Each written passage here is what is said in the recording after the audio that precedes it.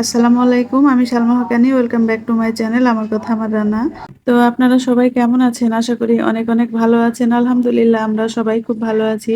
তো আজকে আমি মাংস রান্না করে দেখাবো। এই মাংসটা আমি একটু ভিন্ন রকমভাবে রান্না করছি। আসলে রান্না-বান্নার তো শেষ নেই। রান্না-বান্না একই রান্না অনেক রকম করে করা যায়।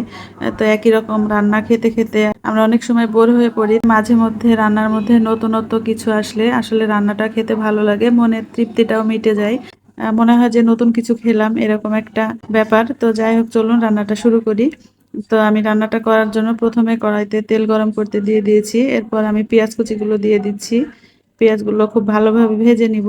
তো এখানে কিন্তু আমি আমার মাংসের পরিমাণটা বুঝে আমি পরিমাণ মতো পেঁয়াজ কুচি দিয়ে নিয়েছি। আপনারা আপনাদের মাংসের পরিমাণটা বুঝে নিয়ে পরিমাণ অনুযায়ী পেঁয়াজ কুচিটা দিয়ে নিবেন। তো এই তো আমার পেঁয়াজগুলো ভাজা হয়ে গেছে। এখন আমি একে একে মশলাগুলো দিয়ে নিব। তো প্রথমে আমি দিয়ে দিচ্ছি গরম মশলা। গরম মশলার মধ্যে এখানে তেজপাতা, দারচিনি, এলাচ, লবঙ্গ, গোলমরিচ এগুলো সবগুলোই আছে। তো পরিমাণ মতো দিয়ে দিয়েছি। তো এখন আমি এই পর্যায়ে এসে আদা, রসুন, জিরা এগুলো সব একসঙ্গে আমি ব্লেন্ডার করে বেটে নিয়েছি। সেগুলো দিয়ে দিলাম 2 টেবিল চামচের মতো। আর স্বাদ মতো লবণ দিয়ে দিচ্ছি। এরপর পরিমাণ মতো মরিচের গুঁড়াও দিয়ে দিলাম। ওই যে বললাম নিজের পরিমাণ অনুযায়ী সব মশলাপাতি দিয়ে নিবেন। ঝাল লবণ যে যেরকম খান সে অনুযায়ী দিয়ে নেবেন। এরপর দিয়ে দিচ্ছি 1 চা চামচ হলুদের গুঁড়া, তারপর দিয়ে দিচ্ছি 1 চা চামচ ধনিয়া গুঁড়া। এরপর সবশেষে সামান্য একটু পানি দিয়ে আমি মশলাগুলোকে খুব ভালোভাবে ভুনিয়ে নিব।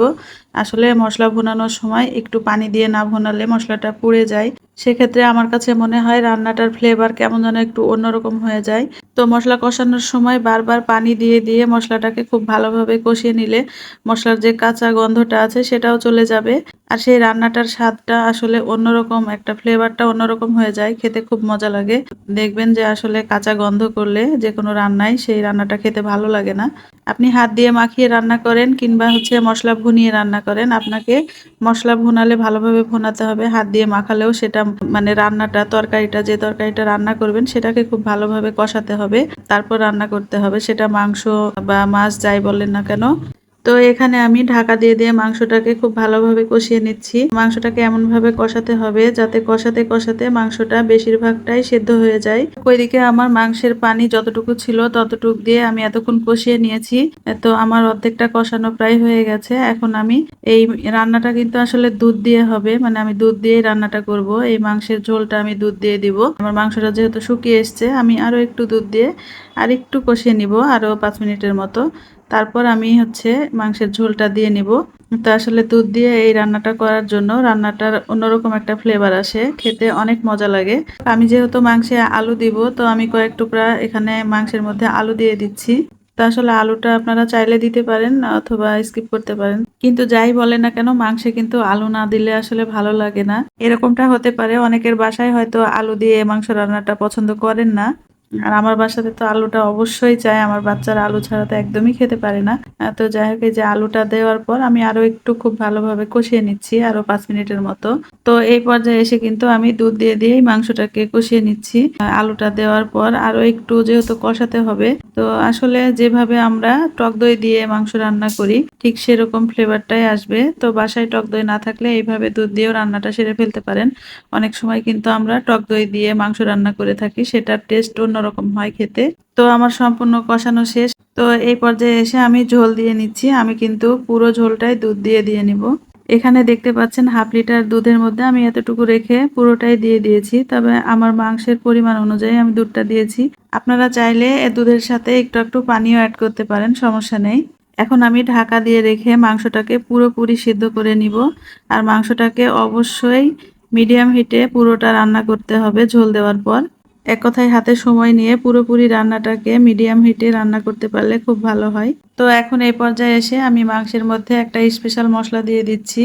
এই মশলাটা আমি গুঁড়ো করে নিয়েছি, বাসায় নিজে রেডি করেছি। তো এই মশলাটার মধ্যে যেগুলো আছে সেগুলো বলে দিচ্ছি। আমি হচ্ছে দারচিনি, লবঙ্গ, কালো এলাচ, সাদা এলাচ, তারপরে জায়ফল, জয়ত্রী যত রকমের মসলা আছে সেগুলোকে হালকা ভেজে নিয়ে আমি ব্লেন্ডার করে গুঁড়ো করে নিয়েছি। নিয়ে আমি এগুলো যেকোনো মাংস রান্নায় শেষে ব্যবহার করি। তাতে করে যেকোনো মাংস রান্নাটাই এত মজার হয়, এত টেস্টি হয় যেটা আপনারা না খেলে বুঝবেন না। অবশ্যই আপনারা এই মসলাটা যেকোনো রান্নার মাংস রান্নার শেষে ব্যবহার করে দেখবেন। তারপরে আপনারা সেই ফলাফলটা পেয়ে যাবেন। তো বেশিরভাগ সময় আমরা কিন্তু মুরগির মাংসটাই টক দই দিয়ে বেশি রান্না করে থাকি। দুধ দিয়ে, টক দই দিয়ে। গরুর মাংস, খাসির মাংস এগুলো কিন্তু আমরা খুব কমই রান্না করি। তবে রান্না করে খেয়ে দেখবেন আসলে ফ্লেভার আর টেস্টটা কিন্তু অন্য লেভেলের হয়। আর যারা খেয়েছেন তারা অবশ্যই জানেন যে আসলে টক দই দিয়ে মাংস রান্না ফ্লেভারটা অন্যরকম হয়, খেতেও কিন্তু ভীষণ মজা লাগে, অন্যরকম টেস্ট হয়। তো অবশেষে আমার কথা বলতে বলতে রান্না শেষ হয়ে গেছে। আমি এখন বিদায় নিয়ে নিচ্ছি। আবার অন্য কোনো দিন নতুন কোনো ভিডিও নিয়ে, নতুন কোনো রেসিপি নিয়ে আপনাদের সামনে চলে আসবো। সেই পর্যন্ত আপনারা সবাই ভালো থাকবেন, সুস্থ থাকবেন আর বেশি বেশি করে আমার ভিডিওগুলো দেখবেন। আমার রেসিপিগুলো যদি আপনাদের ভালো লেগে থাকে তাহলে অবশ্যই লাইক, কমেন্ট, শেয়ার করবেন। আর আমার চ্যানেলটাকে সাবস্ক্রাইব করে আমার পাশে থাকবেন আর পাশে থাকা বেল বাটনটি অন করে রাখবেন যাতে আমার দেওয়া ভিডিওগুলো আপনাদের কাছে সবার আগে পৌঁছে যায়। আর যারা ফেসবুক পেজ থেকে দেখছেন তারা আমার পেজটাকে ফলো দিয়ে আমার পাশে রাখবেন। আর আমি যদি সত্যি সত্যি আপনাদের এতটুকু মন জয় করতে পারি তাহলে অবশ্যই অবশ্যই আপনারা আমাকে সাপোর্ট করবেন। তো আজকের মতো এখানেই বিদায় নিয়ে নিচ্ছি। আল্লাহ হাফেজ। আসসালামু আলাইকুম।